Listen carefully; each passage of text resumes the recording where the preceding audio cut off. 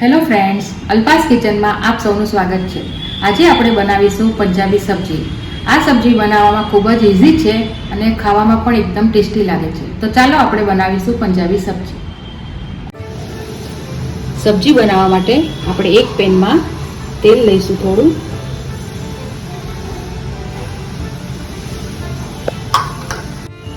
તેલ ગરમ થઈ ગયું છે તો આપણે તેમાં એક સૂકું લાલ મરચું નાખીશું। પછી તેમાં થોડું જીરું,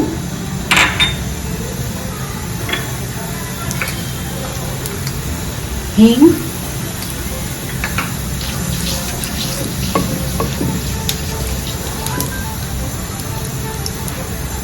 નાખ્યા પછી આપણે તેમાં કેપ્સિકમ નાખીશું। એક બાઉલ ભરીને કેપ્સિકમ લીધા છે મેં।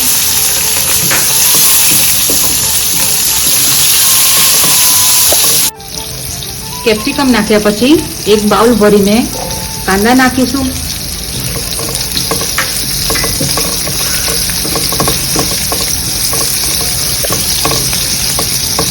હવે આપણે કેપ્સિકમ અને કાંદાને થોડી વાર સાતળીશું।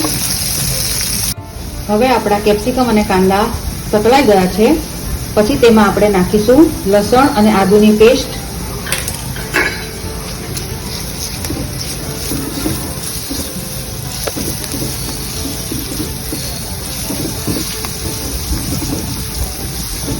હવે આપણે તેમાં મસાલા એડ કરીશું। તો પહેલા આપણે થોડી હળદર નાખીશું, ધાણા જીરું, લાલ મરચું નાખીશું। હવે આપણે બરાબર મિક્સ કરી લઈશું।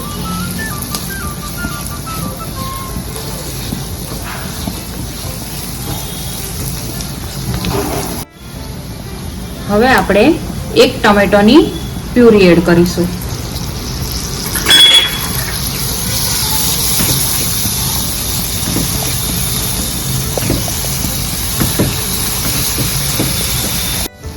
ટોમેટોની પ્યુરી નાખ્યા પછી થોડો ચણાનો લોટ એડ કરીશું। ટોમેટોની પ્યુરીને મેં 1 મિનિટ સુધી થવા દીધી છે।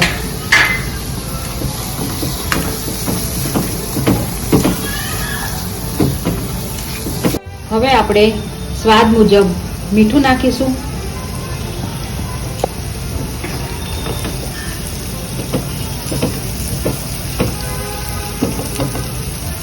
હવે આપણે એમાં થોડું દહીં ઉમેરીશું।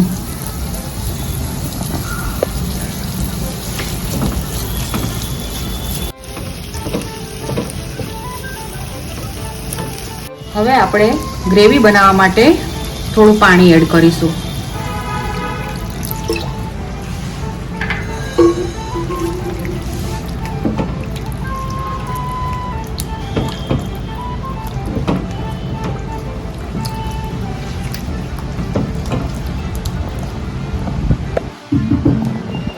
હવે આપણી ગ્રેવી ઉકળીને બરાબર તૈયાર થઈ ગઈ છે પછી તેમાં આપણે થોડી કસૂરી મેથીને હાથથી મસળીને થોડી નાખી દઈશું।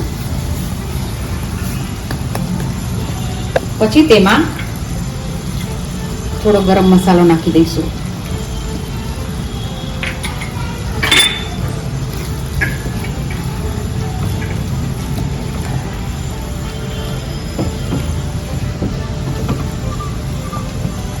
હવે આપણું આ શાક રેડી છે।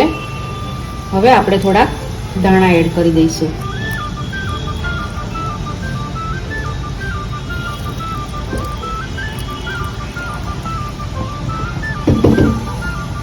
હવે આપણી આ સબ્જી રેડી છે તો આપણે એને એક ડીશમાં લઈ લઈશું। આ સબ્જીને તમે રોટલી, ભાખરી અથવા તો નાન સાથે પણ ખાઈ શકો છો।